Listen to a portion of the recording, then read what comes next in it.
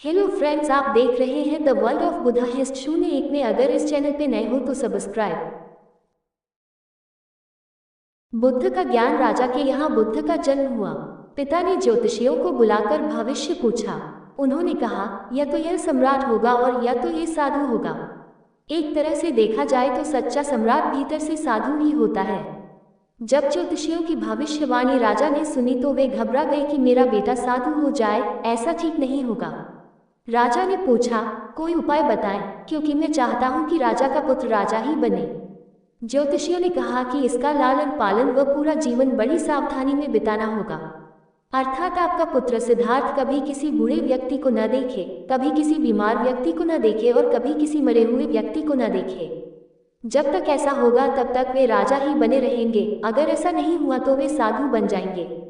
राजा शुद्धोधन ने अपने पुत्र सिद्धार्थ के लिए बढ़िया से बढ़िया, बड़े बड़े महल, अच्छे से अच्छा भोजन, दास दासियां और खाने पीने के सामान आदि वस्तुओं के ढेर लगा दिए। पिता ने पुत्र को सुख सुविधाओं में इतना उलझा दिया कि उसे बाहर का संसार याद ही नहीं आया। शुद्धोधन ने समझ लिया कि अब इतने सुखों के आगे साधु बनने का प्रश्न ही उपस्थित नहीं होता।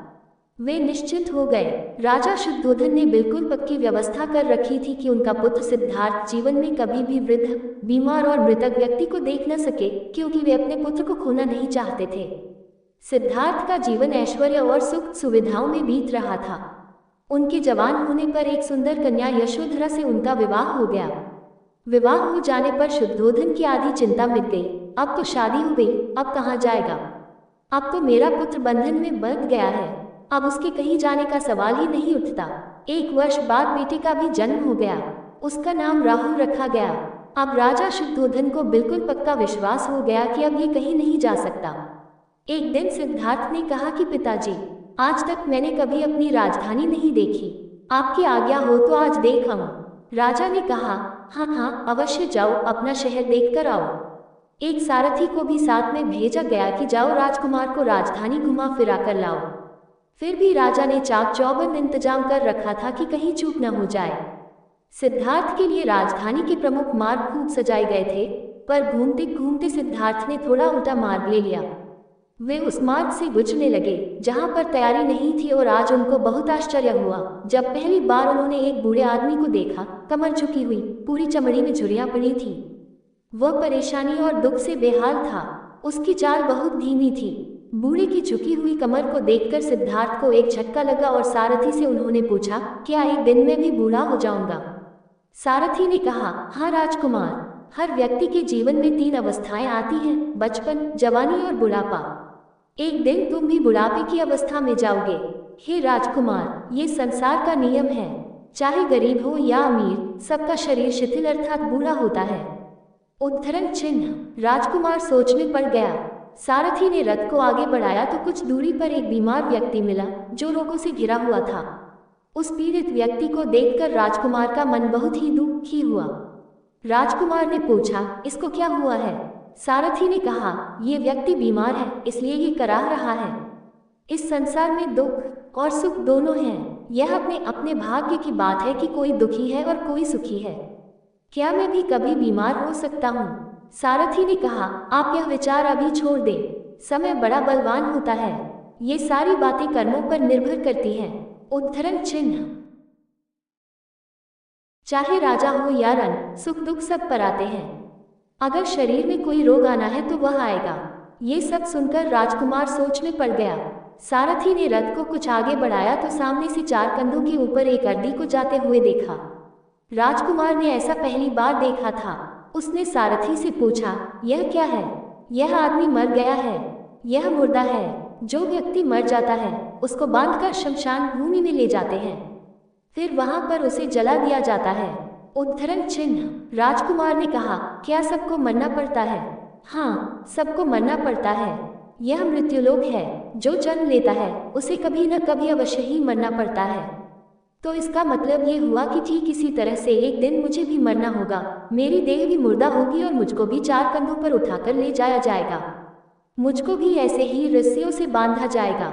मेरे भी आगे पीछे घर के सदस्य रोएंगे, तड़पेंगे और जिस संसार को मैंने इकट्ठा किया है वह सारा का सारा मुझसे छूट जाएगा।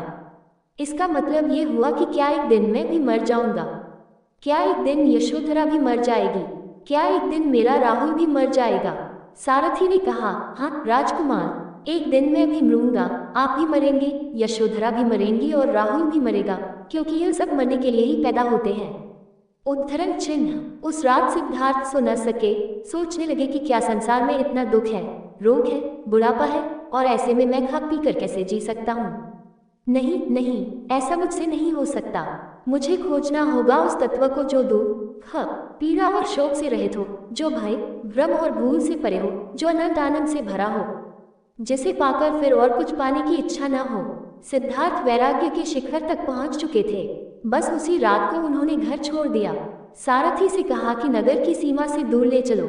नगर के बाहर पहुंचकर सारथी को लौटा दिया।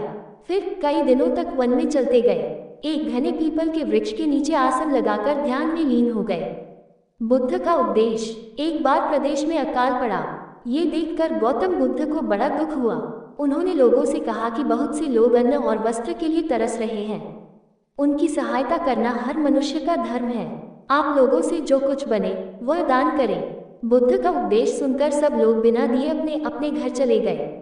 एक गरीब व्यक्ति बैठा ही रहा।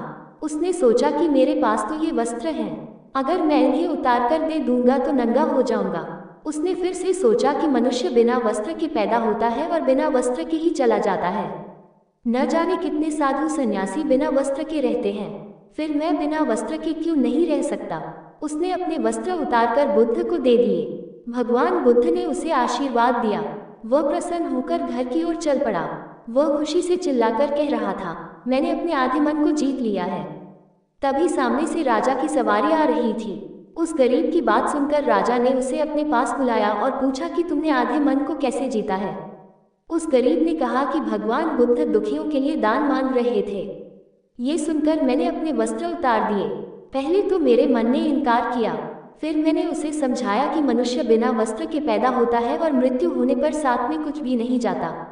राजा उसकी बात से बड़ा प्रसन्न हुआ। उसने मोतियों का हार और कीमती वस्त्र उसे दिए। उसने वह सब ले जाकर भगवान बुद्ध के चरणों में रख दिए। बुद्ध ने उसे हृदय से लगाते हुए कहा, जो दूसरों के लिए अपना सब कुछ दे देता है, उसकी बराबरी कोई नहीं कर सकता। उद्धरण चिन्ह। दाता दाता चले गए, रह गए अब कंजूस। दान मान समझे नहीं, लड़ने को तजबूत। अहिंसा परमो धर्म। भगवान बुद्ध ने बताया कि सही मार्ग न तो भोग का है, न कठिन साधना का है। एक बार गौतम बुद्ध ने देखा कि सामने से भेड़ बकरियों का एक झुंड निकल रहा है। चरवाहा इस झुंड को कठिनता से घेर रहा था। बुद्ध ने कहा, अरे क्या कठिनाई है? उद्धरण चिन्ह। चरवाहे ने कहा, भगवान, मेरे इस झुंड में एक लंगड़ा मेमना है। वह अन्य पशुओं के साथ कठिनाई से आगे बढ़ रहा है। बुद्ध ने प्रेम पूर्वक पूछा, इस भरी दोपहरी में इन भेड़ बकरियों को घेर कर तुम कहाँ ले जा रहे हो?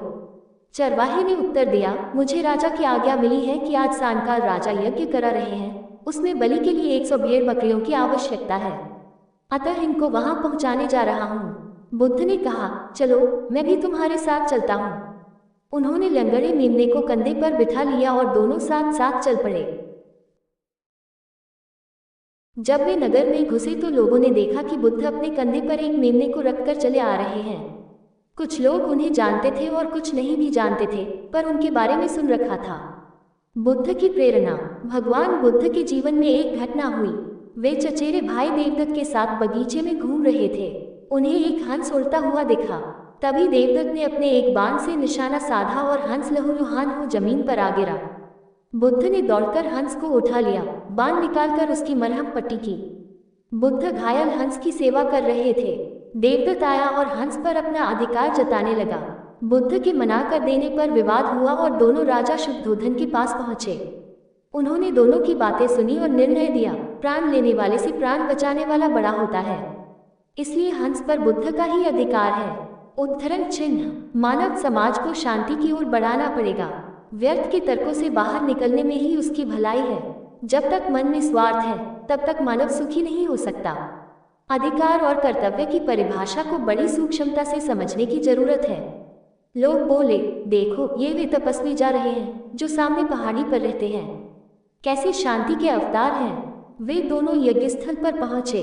राजसेवकों ने भेड़ बकरियों को गिना, पर जैसे ही वधस्थल पर नियुक्त व्यक्ति पशु की गर्दन काटने को उद्यत हुआ, बुद्ध ने कहा, राजन, वधकर्ता को खड्ग मत चलाने दो, पहले वह मेरी गर्दन पर खड्ग चलाए।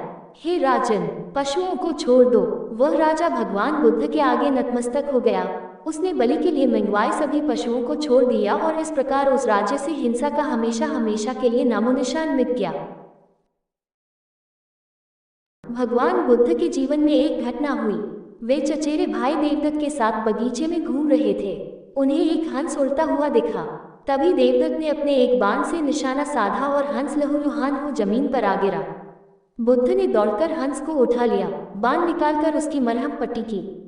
बुद्ध घायल हंस की सेवा कर रहे थे। देवदत्त आया और हंस पर अपना अधिकार जताने लगा। बुद्ध के मना कर देने पर विवाद हुआ और दोनों राजा शुद्धोधन के पास पहुंचे।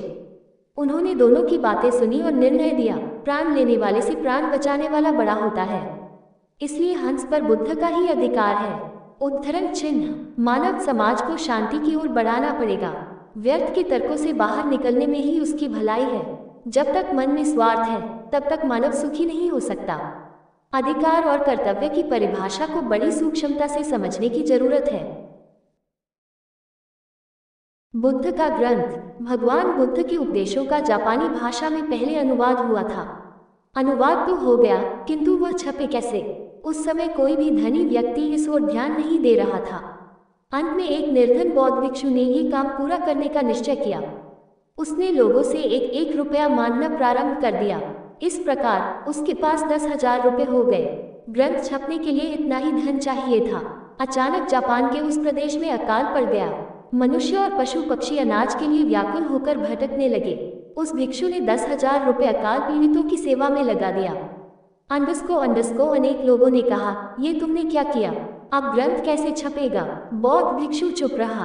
अकाल समाप्त होने पर उसने फिर से चंदा मांगना शुरू किया। उसने फिर 10,000 रुपये इकट्ठे कर लिए, किंतु फिर तभी उस प्रदेश में जोरदार भूकंप आ गया। उस भिक्षु ने फिर उन रुपयों को भूकंप पीड़ितों की सहायतार्थ खर्च कर दिया। तब लोगों ने कहा कि भिक्षु पागल हो गया है। भिक्षु वृद्ध हो गया था। उसने फिर चंदा मांगने का कार्य शुरू किया। इस बार फिर उसने 10,000 रुपये एकत्र कर लिए। सौभाग्यवश इस बार कोई विपत्ति नहीं आई। उसने ग्रंथ छपवाया। ग्रंथ के मुखपृष्ठ पर छपा था 3य संस्करण। उसने नीचे छापा था कि इस ग्रंथ के पहले संस्करण बहुत अच्छे थे। एक अच्छा साधक ऐसे गुणों से युक्त होता है जो आत्मज्ञान के प्रकाश से दूसरों को भी आलोकित करता है। एक बार महात्मा बुद्ध से उनके एक शिष्य ने प्रश्न किया, भगवान, श्रेष्ठ साधक के क्या लक्षण होते हैं? तथागत ने प्रश्न का इस प्रकार उत्तर दिया, चूहे 4 प्रकार के होते हैं। एक वे जो स्वयं खोदकर बिल बनाते हैं लेकिन उसमें रहते नहीं। दूसरे वे जो बिल में रहते हैं पर स्वयं नहीं खोदते। तीसरे वे जो स्वयं बिल बनाते भी हैं और उसमें रहते भी हैं। चौथे वे जो न तो बिल बनाते हैं और न ही बिल में रहते हैं। इसी प्रकार साधक भी 4 भागों में बांटे जा सकते हैं। एक वे जो शास्त्र पढ़ते हैं पर जो शास्त्र ज्ञान भी प्राप्त करते हैं और सत्य का अनुभव भी। चौथे वे जो न तो शास्त्र का अभ्यास करते हैं और न सत्य का आचरण ही। अब तुम ही निर्णय करो कि श्रेष्ठ साधक कौन है। उद्धरण चिन्ह। बुद्ध ने समझाया, एक लड़का बहुत चतुर था। उसने बहुत सी कलाएं सीखी। उसे तीर चलाना आ गया। वह नाव खेने लगा और बढ़िया से बढ़िया मकान बनाना सीख गया। उसके बाद वह घर लौटा। बड़े घमंड से वह लोगों से कहता, इस दुनिया में मेरे मुकाबले का कोई नहीं है, मैं सब कुछ जानता हूँ। गौतम बुद्ध ने ये देखा तो सोचा, इसे शिक्षा देनी चाहिए। उन्होंने एक बूढ़े का रूप बनाया और हाथ में भिक्षा पात्र लेकर उसके पास गए। लड़के ने पूछा, तुम कौन हो? बुद्ध ने कहा, मैं अपने मन को वश में रखने वाला एक आदमी हूँ। उनकी बात लड़के को समझ में नहीं आई। उसने कहा, आपका मतलब? बुद्ध बोले, कोई आदमी तीर चलाना जानता है, कोई नाव खेना जानता है, कोई घर बनाना जानता है, लेकिन ज्ञानी आदमी अपने ऊपर शासन करना जानता है। लड़का बुद्ध के इतने कहने पर भी कुछ न समझ सका। उनसे फिर पूछा, अपने ऊपर शासन करना क्या होता है? बुद्ध ने कहा, अगर कोई उसकी प्रशंसा करे तो वह खुशी से नहीं फूलता, निंदा करे तो दुख ही नहीं होता। इस तरह उसका मन उसके वश में रहता है। ऐसा आदमी किसी चीज या हुनर का अभिमान नहीं करता। बुद्ध की बात का उस लड़के पर ऐसा असर हुआ कि उस दिन से उसने दीन हाँकना बंद कर दिया। बुद्ध की सहनशीलता। गौतम बुद्ध सत्य, अहिंसा और सहिष्णुता की प्रतिमूर्ति थे। इन्हीं सद्गुणों का उपदेश वे घूम घूम कर देते और लोगों से इन्हें अपनाने का आग्रह करते। एक दिन वे किसी गांव में पहुंचे। वहां कुछ ऐसे अज्ञानी लोग थे जो बुद्ध के विरोधी थे। वे बुद्ध को अपशब्द कहने लगे। ये देखकर बुद्ध के शिष्यों को बहुत बुरा लगा। उन्होंने बुद्ध से इसका विरोध करने का आग्रह किया तो बुद्ध ने उन्हें समझाया कि ये लोग तो अपशब्द ही कह रहे हैं। यदि ये पत्थर भी मार रहे होते तो भी मैं कहता कि मारने दो। मैं जानता हूं कि ये कुछ कहना चाहते हैं, लेकिन क्रोध के कारण कह नहीं पा रहे। 10 साल पूर्व यदि ये ही लोग मुझे गाली देते तो मैं भी इन्हें गाली देता, किंतु अब तो लेन देन से मुक्ति मिल गई है। क्रोध से अपशब्द निकलते हैं। यहाँ तो क्रोध भवन कब का ढह चुका है। बुद्ध के विचार सुनकर अपशब्द कहने वाले हैरान रह गए। बुद्ध ने आगे अपने शिष्यों से कहा, इन लोगों को बताओ कि पिछले गांव में क्या हुआ था। शिष्यों ने बताया, वहां के लोग फल व मिठाइयां लेकर आए थे और आपने ये कहकर वे चीजें लौटा दी कि अब लेने वाला विदा हो चुका है। 10 साल पहले आते तो मैं ये सभी उपहार ले लेता। बुद्ध बोले, उन लोगों ने मिठाइयां गांव में बांट दी, लेकिन आप ये अपशब्द गांव में न बांटे। आप मुझे क्रोध नहीं दिला सकते। ठीक उस खट्टी की तरह जो किसी को नहीं टानती, लोग उस पर वस्त्र अवश्य टान देते हैं। उद्धरण चिन्ह। कथा का सार यह है कि साक्षी भाव सच्चे संत की पहचान है। जो अच्छे बुरे, लाभ हानि, अपना पराया के संकीर्ण भाव से मुक्त हो जाता है, उसे ही संतत्व की प्राप्ति होती है। बुद्ध का शिष्य। महाभारत में बताया गया है कि भीष्म पितामह को इच्छा मृत्यु का वरदान प्राप्त था, अर्थात वे स्वयं जब तक मृत्यु का आह्वान न करें, काल उनके पास भी नहीं फटक सकता था। इसी तरह अमरता को लेकर अनेक कथाएं प्रचलित हैं। महात्मा बुद्ध अपने शिष्यों के साथ भिक्षाटन पर जा रहे थे। रास्ते में शिष्यों ने एक पौधे की तरफ इशारा करते हुए पूछा, भंते, इस पौधे की उम्र क्या है? बुद्ध ने बताया कि यह अमर वृक्ष है, इसकी उम्र अंतहीन है। तभी एक शिष्य ने उस वृक्ष को जड़ से उखाड़ फेंक दिया और बुद्ध से बोला, गुरुवर, मैंने उसे एक ही पल में उखाड़ कर समाप्त कर दिया। बुद्ध मुस्कुराए और निश्शब्द आगे बढ़ गए। महीनों बाद जब चातुर्मास बिताकर वे उसी रास्ते से लौटे तो सभी ने उस पौधे को वापस हरा भरा देखा। वृक्ष को उखाड़ने वाले शिष्य ने पूछा, तथागत, आपको इस पौधे की अनश्वरता का कैसे पता चला? बुद्ध ने उत्तर दिया, मैं इस नन्हे से पौधे की अनंत जिजीविषा को जानता था। ये जीवन और अमरता की पहली शर्त है। जिसमें ये भावना है, वही जीवन को दीर्घ बना सकता है। बुद्ध और अंगुलिमाल। अंगुलिमाल कुख्यात लुटेरा और हत्यारा था। जो भी सामने आ जाता उसे ही लूट लेता, या यदि सामने वाला न नुक करता तो उसकी तलवार उसका गला नापने को तैयार रहती थी। माला में पिरोने के लिए वह अपने शिकार अधिकांश लोगों के हाथों की उंगलियां काट लेता था। वह अपने गले में अंगुलियों की माला पहनाता था, इसीलिए उसका नाम अंगुलिमाल पड़ा। एक दिन महात्मा बुद्ध घने जंगल से होकर कहीं जा रहे थे। दूर से अंगुलिमाल ने उन्हें देख लिया। वह आनन फानन में जा पहुंचा, उनके पास आकर बोला, साधु, जो कुछ भी तुम्हारे पास हो उसे निकाल दो, अन्यथा तुम्हारी जान की खैर नहीं। अंगुलिमाल की बात सुनकर बुद्ध मुस्कुराए और उसकी आंखों में गहराई से झांक कर बोले, वत्स, मेरे पास दया और क्षमा जैसे रत्नों का भारी भंडार है, वह तुम्हें सौंपता हूँ। झगड़े की क्या जरूरत है? बुद्ध का इतना कहना था कि मानो जादू हो गया। अंगुलिमाल अपनी तलवार दूर फेंककर बुद्ध के चरणों में झुक गया और बोला, धन्य हो महात्मन, आज मैं मालामाल हो गया। यही कुख्यात लुटेरा अंगुलिमाल बौद्ध भिक्षु बन गया। बुद्ध की मूर्ति। चान के चांगचू नामक प्रदेश में एक मठ था, जहाँ के महंत काफी ज्ञानी और कर्मठ थे। एक दिन उन्होंने अपने शिष्यों को बुलाकर मठ के लिए भगवान बुद्ध की एक मूर्ति बनवाने की इच्छा प्रकट की। महंत बोले, इस कार्य के लिए आप घर घर जाकर धन संग्रह कीजिए। किसी से बलपूर्वक धन मत लीजिए, जो इच्छा व खुशी से दे उसी से लीजिए। शुभ कार्य हेतु धन संग्रह भी शुद्ध तरीके से होना चाहिए। सभी शिष्य अलग अलग दिशाओं में धन संग्रह हेतु रवाना हो गए। इसी प्रक्रिया में एक शिष्य को तिन्नू नाम की एक बालिका मिली। उसके पास एक सिक्का था। जब उसे भगवान बुद्ध की प्रतिमा निर्माण के विषय में चल रही धन संग्रह के बारे में पता चला तो उसने श्रद्धावश वह एकमात्र सिक्का दान करना चाहा, किंतु शिष्य ने सिक्के को अति तुच्छ समझकर लेने से इनकार कर दिया। कुछ दिन बाद सभी शिष्य धनराशि लेकर मठ में एकत्रित हुए। महंत ने मूर्ति का निर्माण आरंभ करवाया, किंतु अथक प्रयास के बाद भी मूर्ति संपूर्ण नहीं हो पा रही थी। कोई न कोई कमी रह जाती। इस पर महंत को संदेह हुआ। उन्होंने शिष्यों से धन संग्रह के बारे में पूछा। सभी ने बारी बारी से अपने अनुभव सुनाए। इसी क्रम में जब तिन्नू का प्रसंग आया तो महंत पूरी बात समझ गए। उनके आदेश से वह शिष्य उस बालिका के पास गया और क्षमा मांगते हुए उसके एकमात्र सिक्के को आदरपूर्वक ले लिया। धातुओं के घोल में उस सिक्के को आदरपूर्वक ले लिया। धातुओं के घोल में उस सिक्के को मिला देने पर सहज ही एक सुंदरतम मूर्ति का निर्माण हो गया। ये कथा श्रद्धापूर्ण दान की महत्ता को प्रस्थापित करती है। दान भले ही अल्प मात्रा में किया जाए, किंतु यदि वह संपूर्ण श्रद्धा भाव से किया गया तो जरूर सार्थक रूप में प्रतिफलित होता है और असीम पुण्यों का सृजन भी करता है। बुद्ध और राजकुमार। मगध राज्य का राजकुमार श्रोण बेहद उद्दंड था। उसको दूसरों के अपमान में आनंद की अनुभूति होती थी। दूसरों को अपमानित करने में वह उनका ख्याल भी नहीं करता था। जब माता पिता उसकी हरकतों से बहुत परेशान हो गए तो उन्होंने अपने महल में भगवान बुद्ध को आमंत्रित किया। बुद्ध जब महल में आए तो उन्होंने राजकुमार के विषय में सभी बातें सुनी।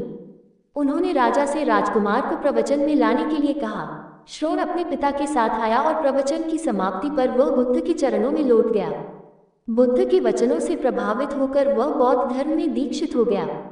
उसका जीवन पुनर्तः बदल गया। कुछ समय बाद उसने प्रायश्चित करने के लिए अन्न जल का त्याग कर दिया। उसके इस कठोर प्रण के विषय में जब भगवान बुद्ध को ज्ञात हुआ तो वे उसे देखने आए। उन्होंने स्नेहपूर्वक उसके मस्तक पर हाथ रखा और बोले, श्रोण, अन्न जल के त्याग के चलते तुम्हारा स्वास्थ्य गिरता जा रहा है।